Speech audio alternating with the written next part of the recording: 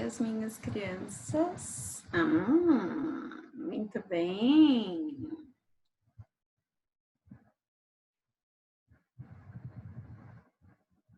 Olá. Eu já estava aqui já. Cadê minhas crianças? Bom dia. Bom dia. Muito bom dia.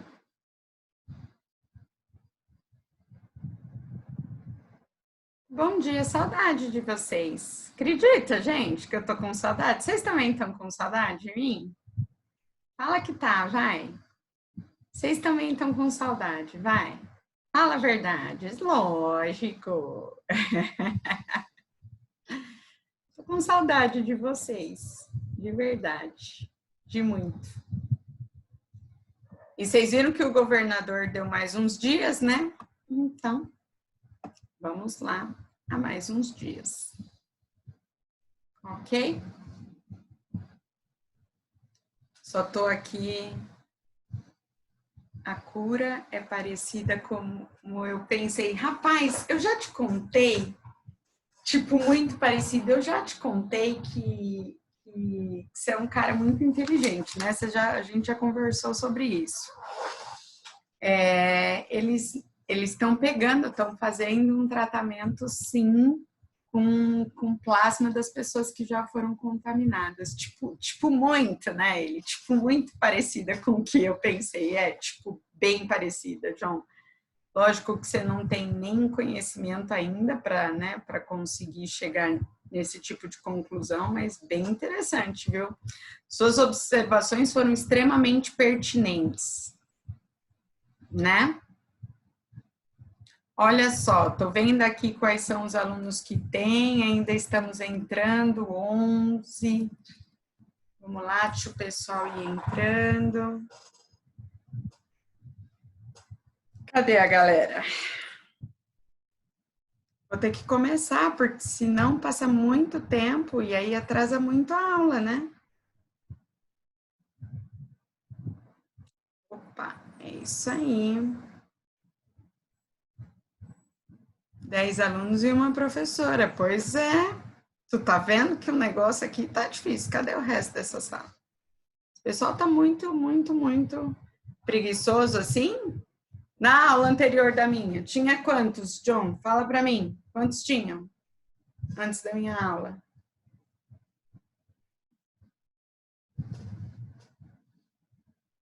Ninguém olhou? Aí estão entrando, ó.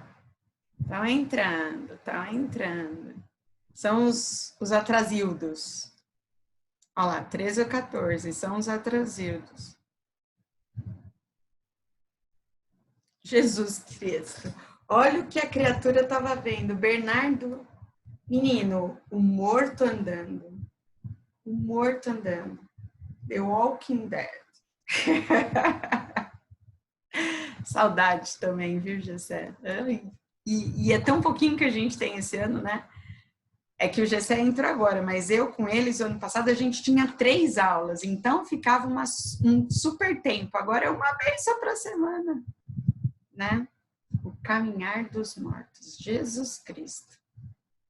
Eu não vejo um bagulho desse nem que a vaca tussa. Tenho medo. Depois eu fico impressionada. Vamos lá?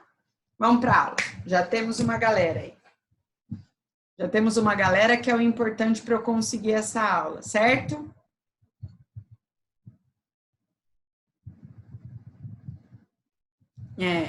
Que joia. Fico feliz, viu? Fico feliz, Gessé. Só um sustinho, nada demais. É ruim, hein, Bernardo? Sai fora. Eu tomo um sustão, eu sou uma medrosa.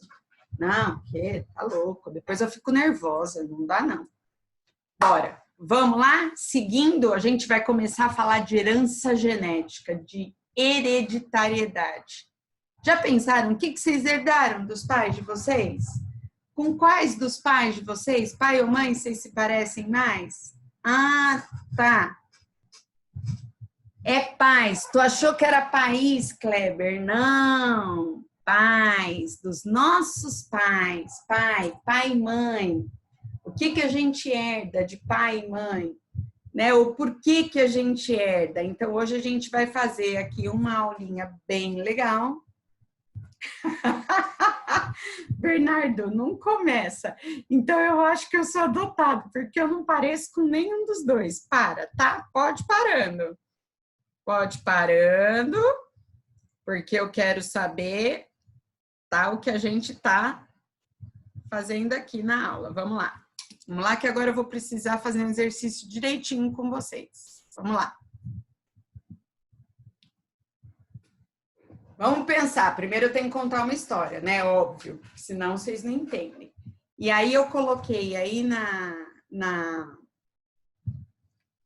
para vocês olharem o material, por quê? Porque assim vocês vão olhando também, caso não entenda alguma coisa que eu falar, vocês me perguntem, ok? Como a gente fez na última aula daquela historinha, a gente vai fazer hoje. Então, bora. Deixa eu ver aqui quem quer falar comigo. Eu sou uma mistura. Pareço com meu pai, minha mãe, meu tio, minhas primas. Jesus Cristo, eu não vou falar essa palavra que tu escreveu aqui, tá? A família toda, ok? Ele falou um palavrão. Olha isso, que absurdo. John, você sabe que eu não falo palavrão? Menino.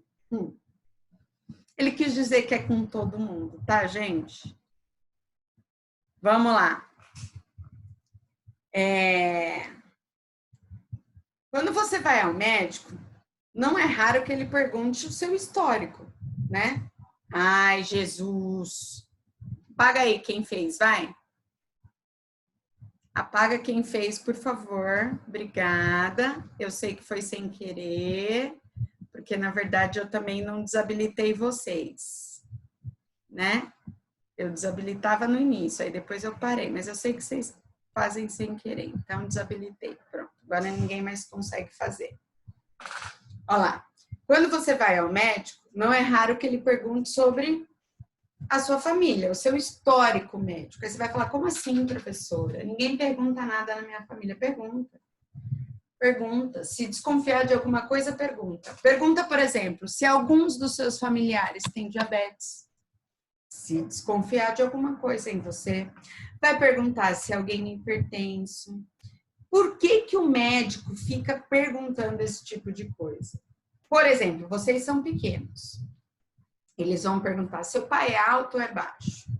Né? Se você está indo no médico e está falando, ai, eu sou muito baixa, que eu sei que tem um monte de gente aí da sala que fala, professora, eu sou muito baixo. Uai, mas aí eu pergunto, teu pai e tua mãe são altos ou são baixos? Porque é natural, né, que você puxou a altura de alguém, né? Outra coisa, que a gente também costuma escutar com bastante frequência, falar assim, ah, puxou o olho da sua avó, ou puxou o cabelo de não sei quem, né? Ou então vê duas irmãs e aí fala assim, nossa, não precisa nem me falar que é irmão, tenho certeza, ó, são idênticas, né? O que significa isso? Que a gente traz características que vêm da nossa família, né? Então, algumas características a gente herda dos nossos pais. Você vai falar, professora, mas não foi do meu pai que eu herdei, foi da minha avó, né? Mas, então você herdou do seu pai também. Por quê? Porque mesmo que seu pai não seja daquele jeito, ele herdou aquelas características da mãe dele, tá?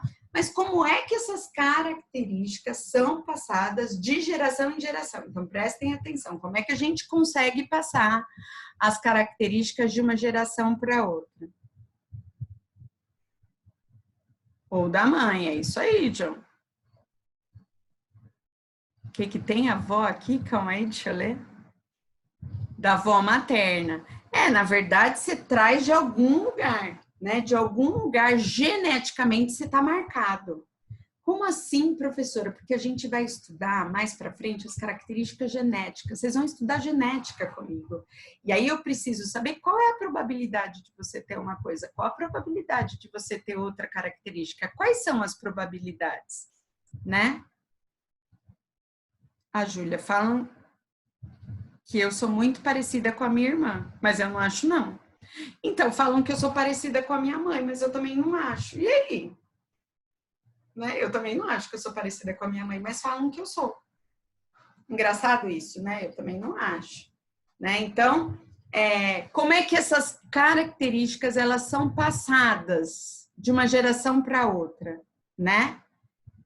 Então, vamos lá, como é que é passado de uma geração para outra? Eu vou contar a história de um cara, do Mendel. E aí tem a primeira lei de Mendel, e aí vocês vão aprender isso em genética. Ele era um monge. Eu vou começar a contar uma história, óbvio, né, para vocês entenderem. Olha lá. Confesso que Não, tem pessoa... foi o corretivo, eu sei. Tem pessoas, entendi. Tem pessoas que falam que sou parecido com meu pai, outras que sou parecido com a minha mãe. Aí fala o Kleber. Todo mundo fala que eu sou a cara do meu irmão, né? Então, lógico que tem característica. Óbvio. Olha a história de quem descobriu essa história de genética. Aí a gente vai fazer um exercício aqui que vai ser bem legal. A história começa com um monge. Há milhares de anos, os seres humanos já se davam conta de que a formação de um novo indivíduo dependia do encontro entre macho e fêmea da mesma espécie, né? Hoje, a gente já sabe que também existe a reprodução assexuada, que não tem um contato sexual, que também forma novos indivíduos, mas há milhares de anos a gente já sabia, os humanos já sabiam, que para formar um indivíduo precisava ter um encontro entre macho e fêmea de uma mesma espécie.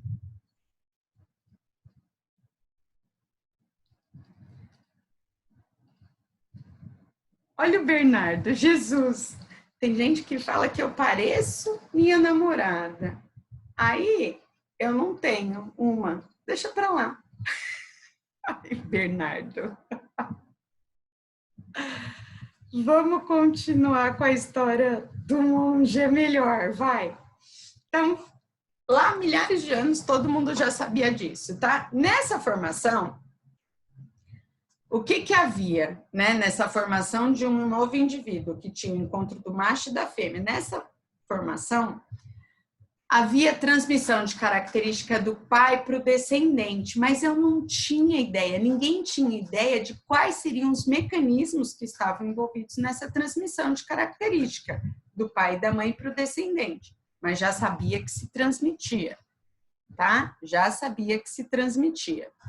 O ser humano, ele procurava explicar explicações para a hereditariedade olhando a observação da semelhança, né? Observando a semelhança entre o filho e o pai. E quem mais? Os outros membros da família, como os irmãos, os avós e até parentes mais distantes. Então, o ser humano ficava pensando, puxa vida, esse é filho daquele, essa pessoa é filha daquela, mas ele tem as mesmas características. Mas e a mãe dele? Mas e o irmão dele? Então, começaram a procurar entre os seres humanos quais eram as características. Prof, tem como ser um híbrido natural? Tem. Tem como ser um híbrido natural.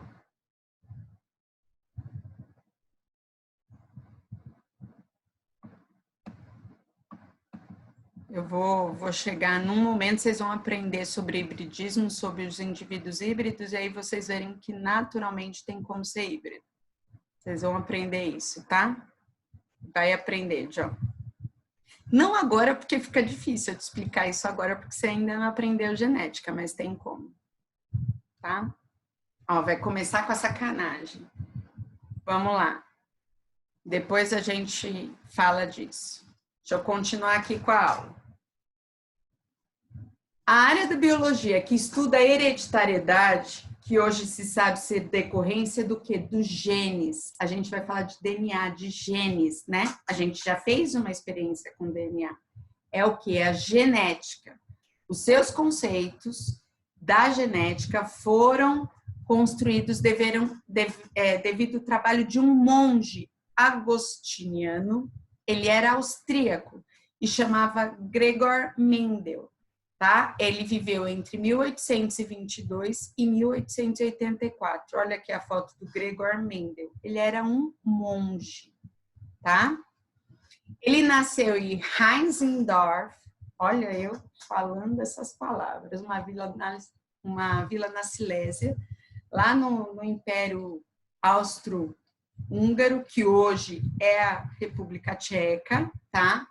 Ele era filho de agricultores, ele conciliou seus estudos e trabalhos até chegar no mosteiro de São Tomás, lá na região em Brum, que é na região de Morávia, aos 21 anos. E aí, quando chegou lá nesse mosteiro, ele estudou o quê? Teologia, filosofia, história natural e participou de curso em diversas áreas da agricultura. Aí ele virou padre, ele se ordenou padre em 1847 e adotou o nome de Gregor. O carinha do bisturi também era austro-húngaro. Ó, vocês estão ligados na historinha, tá vendo que a galera da onde é que vinha esse estudo, né? Tá vendo como vem tudo mais ou menos do mesmo lugar? É isso aí. Eu tô conseguindo colocar as aulas para as turmas que eu tô dando aula, eu tô conseguindo colocar esses slides das aulas no plural. Eu não sei se eu vou conseguir fazer isso com vocês, porque eu não tenho plural de biologia, laboratório de biologia, mas eu vou ver se eu consigo encaixar em ciência. Se eu conseguir, na próxima aula eu falo para vocês. Fiquem sempre de olho no maestro, tá? Porque se eu conseguir, eu vou disponibilizar essas aulas para vocês, tá joia? Fiquem tranquilos, porque se eu conseguir, eu vou disponibilizar. Bem legal, tá? Vou colocar. Então, tudo ligado que os caras lá são espertos, né? Os caras lá são espertos desse lugar aí. Então, vamos continuar com a história. Além dos agostinianos, né, que era lá do mosteiro, eles se dedicavam ao ensino e à pesquisa na área de ciências naturais e de agricultura. E aí faziam parte de diversas sociedades que eram dedicadas à divulgação científica, ou seja, eles iniciaram o ramo da ciência, né? Devido a isso, como ele estava nesse lance da divulgação científica, como ele já era um cara estudioso, né, na pesquisa, enviaram ele para Viena. E aí ele estudou zoologia, ou seja, os animais, botânica, ou seja, os vegetais, física e matemática. Isso por 2 anos.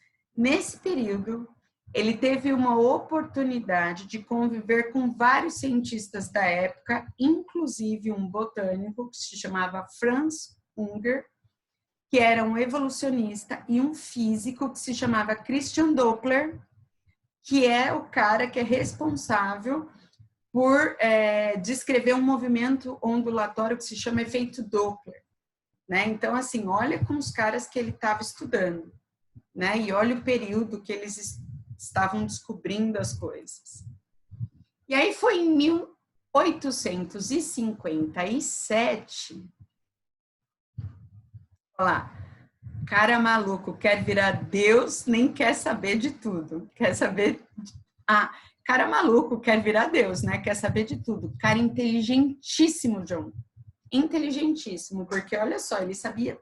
Olha o que ele estudou, né? Tá vendo como o estudo muda a vida das pessoas? Já naquela época mudava, por isso que a gente tem que estudar.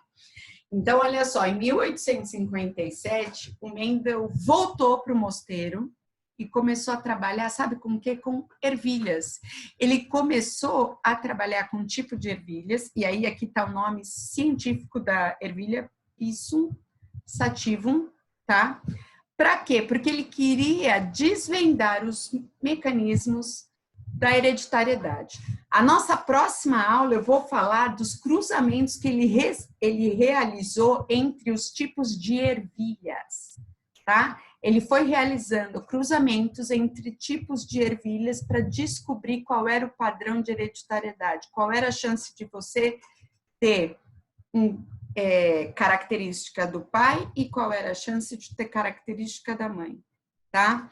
Então, como é que ele iniciou tudo isso? O trabalho com as ervilhas em 1857. Aí ele teve resultados, né, que foram publicados em 1866 com o título de Experiências sobre Híbridos Vegetais. E apesar de ter sido publicado numa revista científica pequena, de menor expressão, sabe-se que seu trabalho foi enviado a dezenas de instituições científicas, alcançando um grande número de pesquisadores. Deixa eu ver aqui o que ele está falando. Pera, ele não fez com animais? Olha os híbridos aí, ó. Não, ele começou a perceber a hereditariedade cruzando ervilhas, fazendo cruzamento com vegetais, com ervilhas. Ele não fez com os animais. Ele começou com os vegetais. Nossa, engasguei com a saliva, gente. Peraí.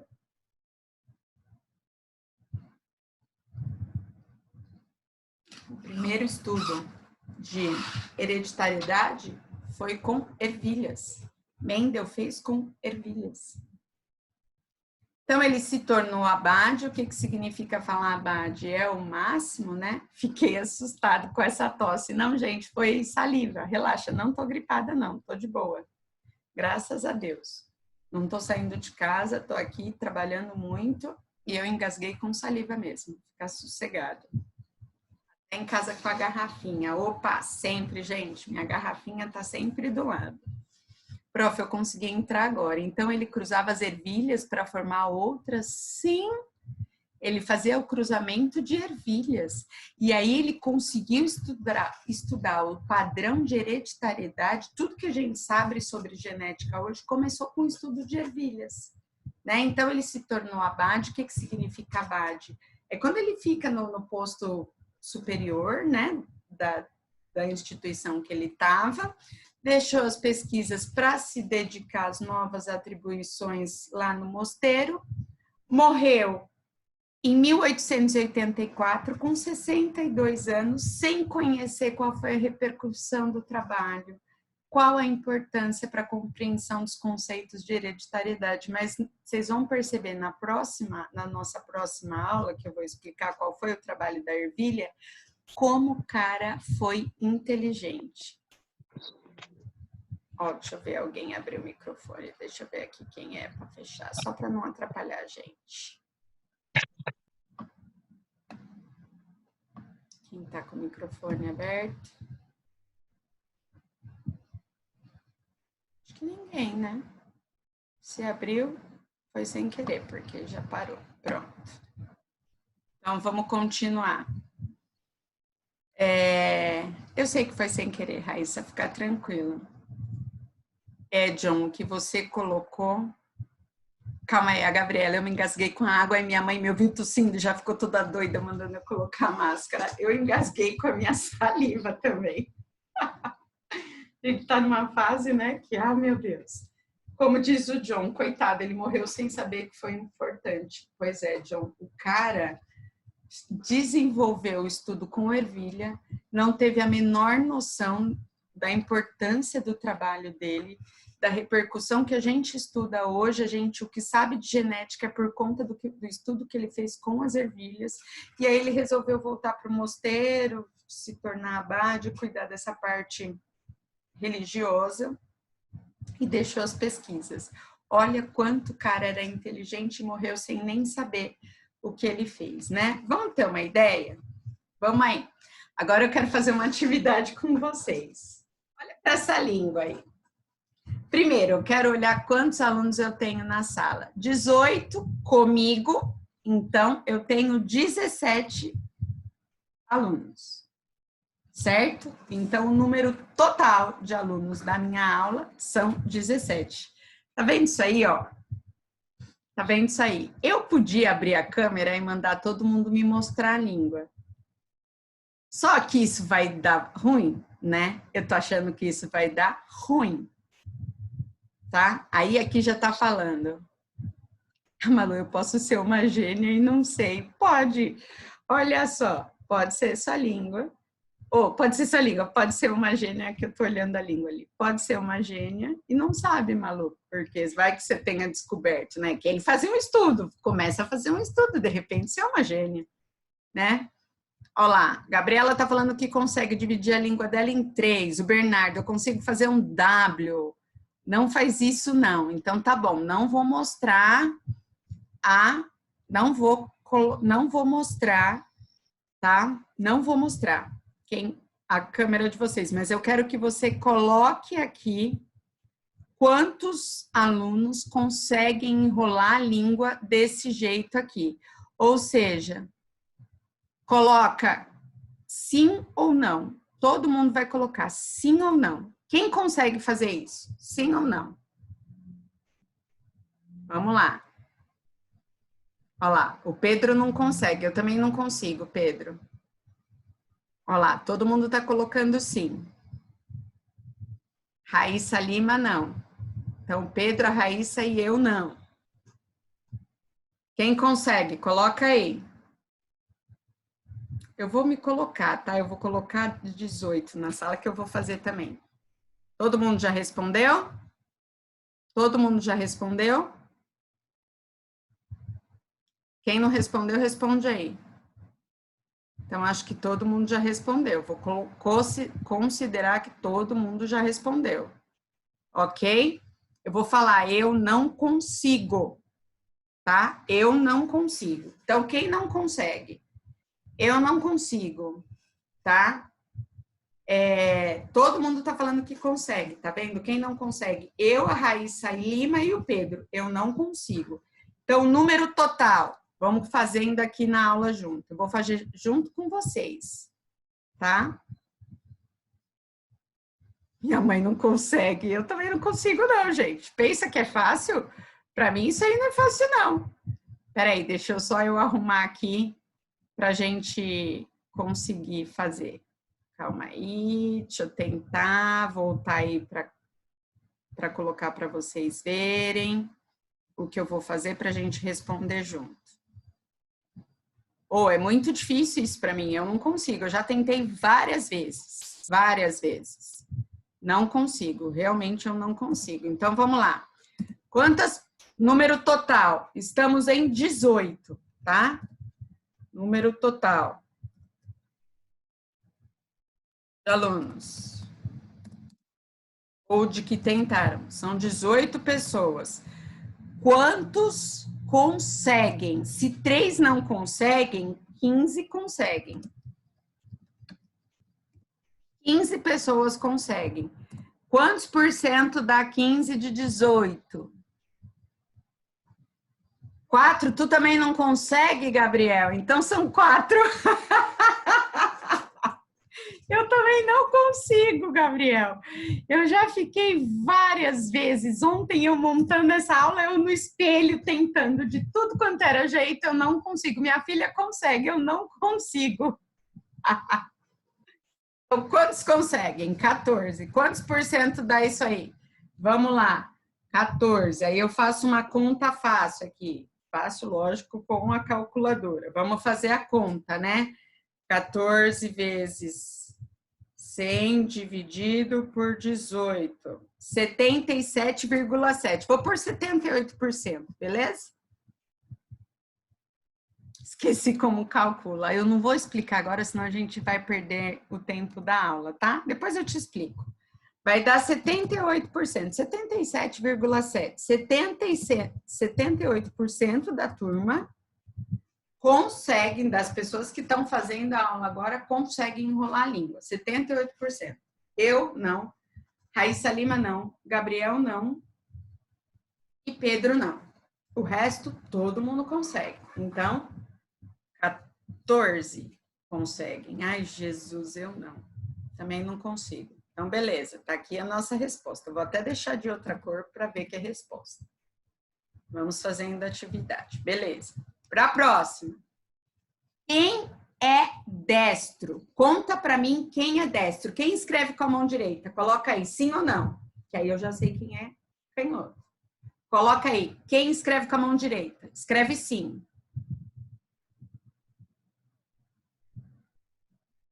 Quem não escreve, coloca não.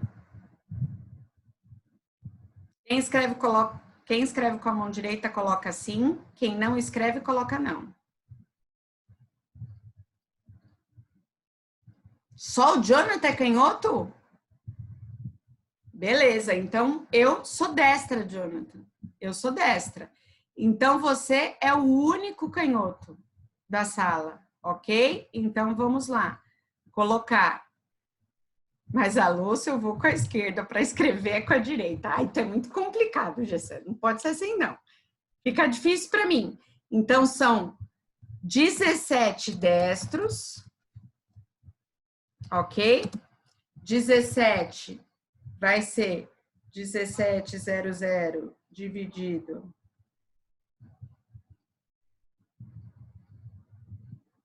É isso? É, 1700 dividido por 18, que nós somos, dá 94,4%. E aí eu tenho o quê? 6 canhotos.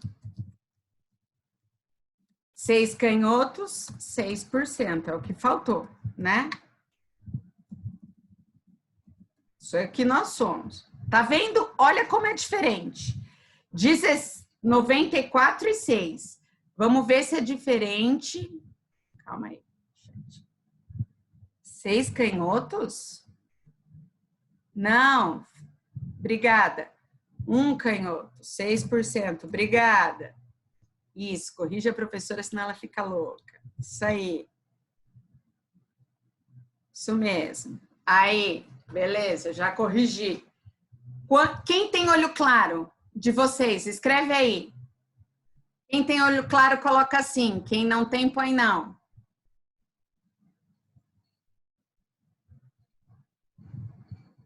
Ó, ninguém tem olho claro. Quem tem olho claro na sala? Raíssa Lima, teu olho não é azul nada, fica quieta. Só a Júlia e o Gabriel que tem olho claro, certo? Só a Júlia e o Gabriel. Teu olho é verde?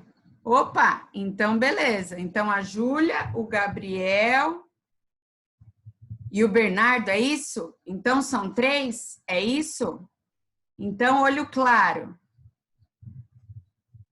Olho escuro. Somos olho escuro, são 15. 15 quantos por cento? Né? 15, vamos lá. 1.500 dividido por 18. 83, 84%. Tá? Não precisa ser exatamente. É só para a gente fazer atividade. E aí, olho claro, então. Olho claro, quantos tem olho claro? São 3. Se são 3, ficaram 16%. Ok? 16%. Beleza, fechamos. Olha isso. Olha o que a gente fez. Uma breve, a gente fez só uma perguntinha boba nossa aqui, né? Vê se tem algum padrão nessa característica, ó. 18, 94 e 6. 84 e 3. Olha só. 78 que conseguem e 12, ou melhor, 22 não conseguem. Existe algum padrão? Vocês estão vendo que existem não padrão? Nenhum padrão? Não existe padrão? Não existe padrão nenhum. Não existe padrão nenhum. Então, não existe. Olha lá, então não existe padrão nenhum. Então, assim, não é. Existe um padrão de que 20% da população é assim, 30% é assim, 40%. Não existe esse padrão. Vocês estão percebendo que existe padrão? Não existe. Olha a minha última pergunta.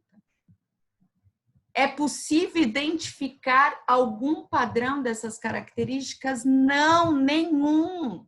As características dependem de vocês. As características vai depender do quê? Da família de vocês, não aqui, tá? Então, eu vou fazer uma última leitura, tá? Que são as primeiras ideias lá da hereditariedade que acontecia na Grécia Antiga, 410 anos antes de Cristo, que tinha um filósofo que era o Hipócrates, que propôs a hipótese da pangênese, tá?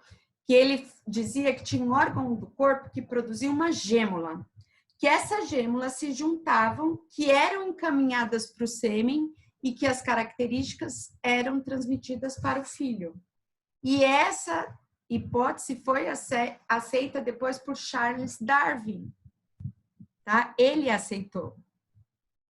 Não acabou ainda não, a aula acaba quando eu encerro, calma aí, tá? Ele aceitou, tá? E aí, o que aconteceu? Foi na Grécia Antiga que o Aristóteles viu que era uma mistura de sêmen dos pais, tá? E foi só em 1667 que se descobriu que tinha presença de espermatozoide no sêmen e no século XIX, quando surgiu a microscopia, que a gente conseguiu ver, tá? Que os óvulos, existiam óvulos e espermatozoides e que para fecundar, para dar origem a embrião, só acontecia quando eu tinha a fecundação de um óvulo da fêmea por um espermatozoide do macho. Meu jogo de Assassin's Creed tem uma parte do jogo em que conhecemos o Hipócrates. Pode ser, isso aí. Tá vendo como o cara foi importante?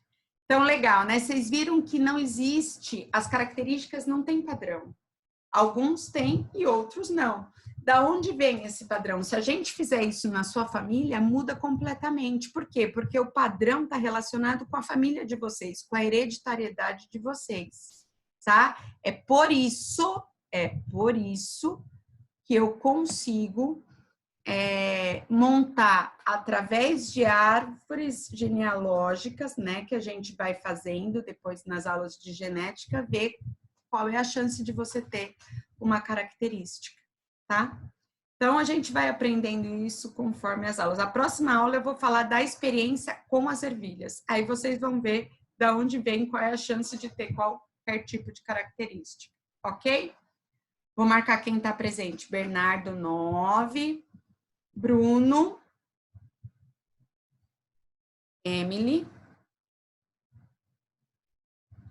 Fernanda, 7. Joia, para mim é melhor quando coloco o número, hein, galera? Gabriel, 8. Gabriela, 9. Gabriele, 10. Júlia, 12. Gessé. John, 15. Ó, o Cauã abriu aí o microfone. Fecha aí, Cauã. Ótimo. Jonathan, 16. O Cauã. O Kleber. A Malu, 21. Melissa, 23. Pedro. Raíssa Lima.